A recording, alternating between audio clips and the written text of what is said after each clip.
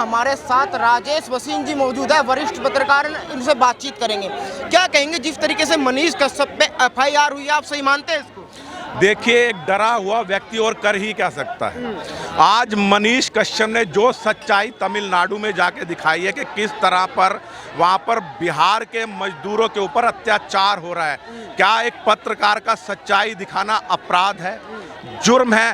तो किस बिना पर तेजस्वी यादव, जिनके ऊपर अभी मुकदमा दायर हो रहा है कि जमीन के बदले उनके पिताजी ने नौकरी दी थी, जो कितने ही केसों में आरोपी है, जिनके खुद खानदान वाले, चारा घोटाले के आरोपी वो, नौकरी घोटाले के आरोपी वो, और सत्य दिखाने वाले पत्र के ऊपर ये कह रहे हैं कि आप एफआईआर दर्ज कीजिए। आप दो राज्यों के बीच में मनमुटाव दिखा रहे हैं। अरे क्या भैया मनमुटाव करा रहे हैं? वो केवल सच्चे पत्रकार है, और सच्चे पत्रकार को तो पारितोषिक मिलना चाहिए, इनाम मिलना चाहिए। मैं खुलकर मनीष कश्यप का समर्थन करता हूं, एक पत्रकार होने के नाते नहीं, एक राष्ट्रवादी होने के नाते, क्योंकि वो हमेशा राष्ट्रहित के मुद्दे उठाते हैं। लेकिन वो कह रहे कि जो वीडियो उन्होंने अपने चैनल में चलाई गई वो फर्जी वीडियो था। कहाँ की फर्जी वीडियो थी? आपने देखा वो ट्रेन में जितने मजदूर थे, जिनको चढ़ने की जगह नहीं मिल रही थी, इतने मजदूर पलायन कर रहे थे, तो ये ट्रेनों में इतने मजदूर किस वजह से जा रहे थे? डरे हुए थे, भाई अगर हम यहाँ रुके, हम हिंदी भाषी हैं, तो कहीं हमारी पिटाई ना हो जाए, हमें मार ना दिया जाए।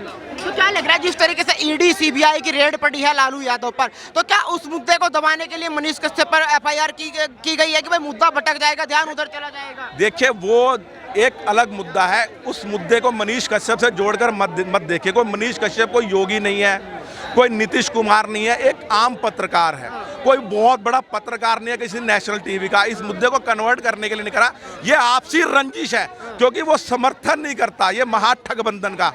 महाठगबंधन आप समझ गए मैं किसको कह रहा हूँ? लेकिन उन्होंने चैलेंज किया है तेजस्वी यादव को कि 2025 में सीएम नहीं बनने दूंगा तेजस्वी यादव। तो वो तो भाई हारेगा। क्या दोबारा लालटेन वाला राज लाना चाहते हो, जहाँ दिन दहाड़े वो अपहरण हो जाते थे किसी भी व्यापारी का, किसी भी डॉक्टर का, और शाम को उनके घर में फोन पहुंचता था कि आपके इसका अपहरण हो गया है और इतनी फिरौती दे दो। और अपहरण कांड का सबसे बड़ा सरगना कौन था? के लालू यादव। तो भैया अब वो राज, जंगल राज नहीं देखना चाहते। अभी तक जो सरकार आ रही थी नीतीश कुमार की, वो भाजपा के दम पर आ रही थी, लेकिन अब भाजपा नीतीश की, आपको पता है, कहा जा रहा है कि मोदी जी ईडी सीबीआई का गलत इस्तेमाल कर रहे हैं। कोई खुल के बोलता है तो वहाँ ईडी पहुँच जाती है, सीबीआई पहुँच जाती है। ये इस्तेमाल कौन सी सरकार नहीं करती थी? क्या कांग्रेस के टाइम पे ईडी का इस्तेमाल नहीं होता था? कांग्रेस ने तो 80 बार राज्यों की सरकार गिराकर राष्ट्रपति शासन लगवा दिया, और मोदी जी ने कौन से राज्य में आज तक राष्ट्रपति शासन लगवाया है? जिस ममता बनर्जी ने कहा था, ममता बानो ने इलेक्शन के ठीक बाद वहाँ पर हिंदुओं को कितनी बुरे तरह से मारा और समर्थन किया तृणमूल कांग्रेस के कार्यकर्ताओं का, वहाँ भी मोदी ने राष्ट्रपति शासन नहीं लगाया। मैं मोदी जी को बहुत दूरदृष्टि वाला मानता हूँ। किसान आंदोलन में जिस संयम से उन्होंने काम लिया, अगर वो जिस दिन लाल किले पे ये झंडा निशान साहब फहरा रहे थे, वहाँ गोली चलवाते, तो पंजाब बुरी तरह से आतंकवाद की आग में झुलस जाता। लेकिन वही केजरीवाल जो चाहता था दिल्ली में, जो दिल्ली का मुख्यमंत्री था, यहाँ गोली चले, अब वही हालात ये पंजाब में बना रहा है कि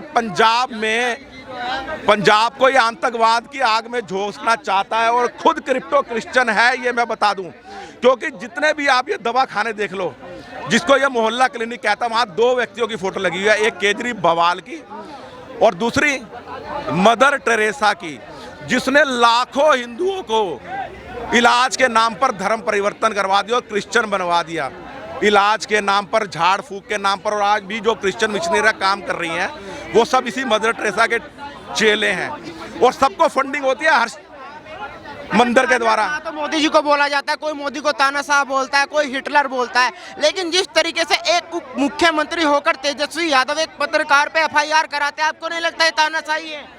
बिल्कुल तानाशाही है। मैंने क्या कहता, खिसियानी बिल्ली खंबा नोचो और डरा हुआ कुत्ता खीसे नहीं पोरे। तो वही तेजस्वी की वो हो चुकी है हालत, जो उनको नजर आ रहा है कि 2025 में हम विधानसभा का इलेक्शन चाहकर भी नहीं जीत सकते।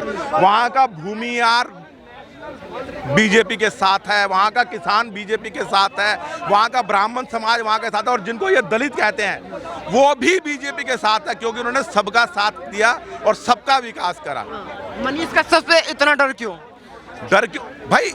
हर सच्चे आदमी से भाई भगत सिंह से ब्रिटिश गवर्नमेंट क्यों डरती थी, गांधी जी से क्यों नहीं डरती थी, चंद्रशेखर आजाद से क्यों डरती थी? उनके मरने के बाद उनके पाँव में गोली मार गई, मरने के बाद ये भाई जिंदा तो नहीं है, हमें मार देगा।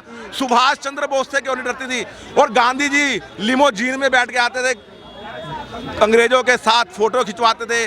नेहरू जी सिगरेट पीते थे, मेम के गले में ऐसे हाथ डालकर। तो भाई डर लगता है। जो सच्चा राष्ट्रवादी होगा, सच्चा क्रांतिकारी होगा, और मनीष कश्यप सच्चा राष्ट्रवादी है, एक युवा क्रांतिकारी है। वो कन्हैया कुमार की तरह नहीं है बिकाऊ, जो भारत विरोधी नारे लगाता है, भारत तेरे टुकड़े होंगे इंशाअल्लाह, और कांग्रेस उसको अपना नेता बना लेती है। पहले समाजवादी पार्टी उसको गोदी में उठाती है। वो तो भैया फूलन देवी जैसे को ये भैया वो बना देते हैं एमपी, अतीक अहमद जैसे को, मुख्तार अंसारी जैसे को अपनी टिकट देते हैं विधानसभा की, और मेंबर ऑफ पार्लियामेंट बनाते हैं। तो ये भाई चोर हैं। अरे भैया जो भैंसा का चारा खा गई, उनसे आप क्या उम्मीद करोगे? उनको डर है कि भैंसे चारे में बाप गया था, और नौकरी घोटाले के अंदर जमीन के बदले जमीन, नौकरी के बदले जमीन में मैं जाने वाला हूँ। कह रहे कि अभी लालू यादव जी जो है हॉस्पिटल से आए हैं, मोदी जी उनको टॉर्चर कर रहे हैं। अगर कल को कुछ होगा तो जिम्मेदार कौन होगा? मोदी जी को इतना तो सोचना चाहिए था कि बीमार आदमी को छोड़ दें। बीमार आदमी 2 दिन बाद ऑपरेशन के सेल्फी दे रहा है, और जिस बेटी ने उसको अपनी किडनी दान करी, वो 1 घंटे बाद लाइव दिखा रही थी। दरअसल उसकी बेटी ने किडनी नहीं दी थी। किडनी का देने वाला जो पेशेंट होता है ना, वो 1 महीने से पहले 4 पैसे नहीं उठता है। आपको मालूम है 2 किडनियां वर्क कर रही हैं, लेफ्ट और राइट दोनों, ठीक है। हार्ट एक होता है, किडनी 2 होती है। एक आदमी दे सकता है डोनेट, लेकिन क्या 15 दिन से पहले वो उठ के बात कर सकता? वो 1 घंटे बाद लाइव आ रही थी। उसके ड्राइवर ने, बेचारे ने, लालू यादव के ड्राइवर ने किडनी दान करी है, और नाम उसकी बेटी का हो गया। बीमार ऐसा है, यहाँ पर वो बीमारी का बहाना दिखा, और सिंगापुर में सेल्फी ले रहा है वो अपनी उसी बेटी के साथ घूम रहा है। अच्छा, ये जो ईडी सीबीआई की छापेमारी चल रही है, आपने देखा जंतर मंतर पे धरना भी चल रहा है, 16 विपक्षी पार्टी एक साथ आ गई है, कह रहे कि जो हो रहा है गलत हो रहा है। तो चोर मुसेरे भाई जिनने कुछ करा होगा। मैं इनकम टैक्स पेयर हूं, मैं अगर ईमानदारी से इनकम टैक्स भरता हूं। कल मैंने अक्षय कुमार का इंटरव्यू देखा, कहता मैं जब फिल्मों में आया तो मेरे को पहली बार 50,000 रुपये फीस मिली थी, और मैंने एक बंगला देखा था, अगर मेरे पास 10 करोड़ हो जाए तो मैं ये बंगला लूंगा। मेरे पिताजी अकाउंटेंट थे, उन्होंने कहा तू 10 करोड़ अगर बैंक में जमा करवाएगा तो तेरे को हर महीने 1 लाख रुपया, इतने 10 लाख रुपया ब्याज का आ जाएगा। उस वक्त 13% का कुछ का इंटरेस्ट रेट था। कह रहा मेरे पास 10 करोड़ भी आ गया, और मैंने, लेकिन आज तक अब मैं 146 करोड़ रुपया सालाना टैक्स भरता हूं, और मुझे ना ईडी का डर है ना सीबीआई का डर है, क्योंकि मैं टैक्स देता हूं। जो चोर होगा वो डरेगा, जो चोर नहीं है भाई उसको डर किस बात का? आपने कोई जुर्म नहीं करा, आप सरेआम यहाँ पर दिल्ली की राजधानी के दिल में खड़े हुए हो। चोर खड़ा हो सकता था, अतीक अहमद के लड़के यहाँ खड़े हो सकते थे, जो सरेआम सीसीटीवी में फायर करते दिख रहे हैं। वो कह रहे हैं नाबालिग है। अरे भाई नाबालिग का जुर्म नहीं करता। एक 16 साल का बच्चा अगर आपके दुष्कर्म करता है किसी बच्ची के साथ, क्या वो अपराधी नहीं है? क्या वो दंड का अधिकारी नहीं है? आप जुवेनाइल उसको कोर्ट में भेज देंगे, वो 2 साल बाद और बड़ा अपराधी बनकर निकलेगा। मतलब ये चाहते हैं कि अतीक अहमद का लड़का नाबालिग है, और वो जब 18 पार कर जाएगा, वो बालिग हो जाएगा, वो अतीक अहमद से बड़ा गैंगस्टर बन जाएगा। जिसका बड़ा बेटा जो बालिग है, कितना बड़ा क्राइम कर रहा है, सीतापुर जेल के अंदर अपनी बेगम के साथ रंगरलिया मनाता है।